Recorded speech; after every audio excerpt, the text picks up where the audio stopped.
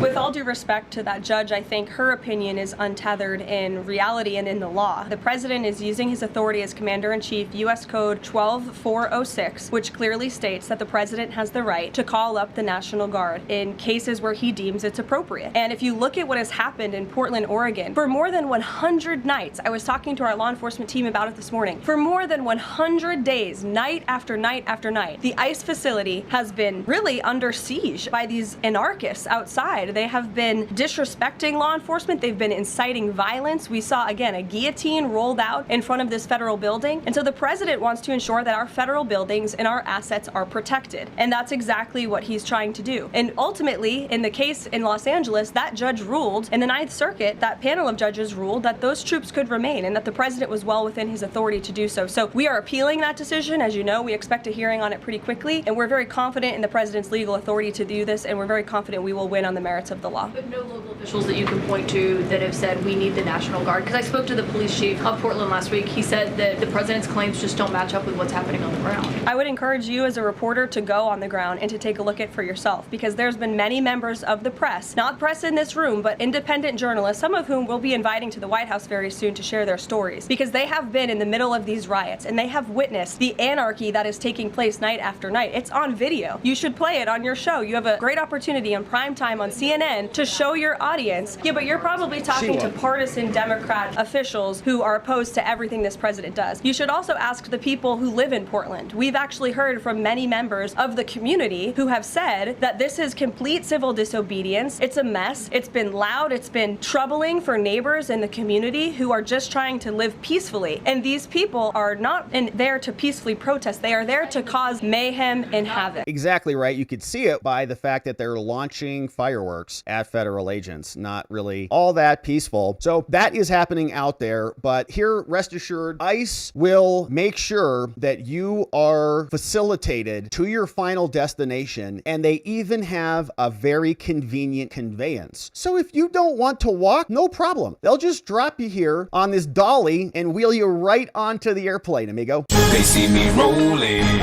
they hating, patrolling and trying to catch me riding dirty. So you can see this amigo, or whoever this person is getting afuerad. And that's from an official government, account. Now, again, I'm not in favor generally of people being carted on dollies, but by our government. But if you don't want to walk, I guess that's one way to do it. You don't want to throw your back out dealing with these Antifa communists, so just put them on the dolly. You got a dolly? Yeah, let me get it. I just got done moving some other person. All right, so that's happening. And here's Stephen Miller out explaining, look, man, leave us alone with your stupid questions, okay? These are criminal maniacs and communist agitators who are attacking federal officials night after night after night. They're organized. They come back. They got text groups. They got money that's funding all this. Don't know if they have real day jobs or whatever. But here's Stephen Miller calling out CNN for what they are. Is it the case that, as Pritzker frames it, you are profiling brown people, that this immigration crackdown is designed to go after people of color?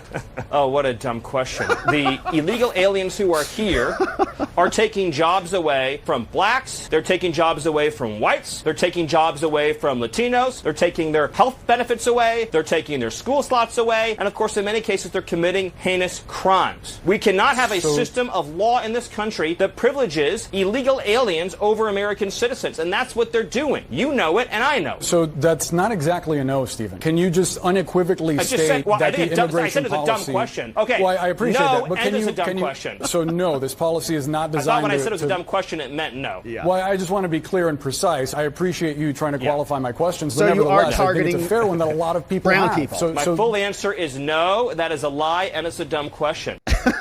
So it is a dumb question, and it's just something that they can't get over. They have to just keep going back to that. They're spring-loaded. Everything is racism because they have nothing else to talk about. That has been their entire modus operandi for winning elections for like the last, I don't know, however many decades, like Obama since then, probably. So here is Trump, the president, talking about this from the White House in the Oval Office today, asked about what is coming next. Across the country, including the shooting in Dallas and over the weekend in Chicago. We saw 10 cars boxing in on ICE agents and another one ramming into an ICE vehicle. We have heard Secretary Noem saying that some of these attackers are actually organized and they're planning to kill and ambush these officers. Right. What are the consequences for these? Very severe. We're going to have very severe. We're going to find out who's going after our federal agents. So when you look at Chicago, they've had probably 50 murders in the last 6 or 7 months, 8 months. Many, many people shot, like 30, 40, 50 people shot. Didn't die, but they've been shot. It's like a war zone. In the world, you can go to Afghanistan, you can go to a lot of different places, and they probably marvel at how much crime we have. Then you go to Memphis, where we are right now. Now, just like in Washington, D.C. right now, you people know better than I do, because you have to live right inside. And so many of the press have come to me and they've said, I can't believe it. It's changed so much. We have a safe city in Washington. Memphis will very soon have a safe city. Chicago can be very, very safe. It's going to be very safe. But Chicago is going to be very safe. And you say, why is it that a governor wouldn't accept free help from regardless? I mean, whether it's National Guard or the military or anybody. I mean, if women raped and beaten and knocked to hell, and the same with men where they're being shot all over the place in large numbers. Week in Chicago where 11 people were murdered and 38 people were shot. And then we have a governor get up and say, oh, it's safe. We can handle it. He can't handle it. He's an incompetent guy. That's why they threw him out of the family business. They threw him out. I knew the family business very well. And they threw him out. And now he's a governor. And he should say, we'd love to have a safer place. Chicago's a great city potentially. You know, I told you, the head of the Union Pacific Railroad said, sir, save Chicago. It's a great city. It's going to be lost if you don't do it. We have no choice but to do this. And when judges give us rulings that, you know, you don't have to do it, Portland is on fire. Portland's been on fire for years. And not so much saving it. We have to save something else because I think that's all insurrection. I really think that's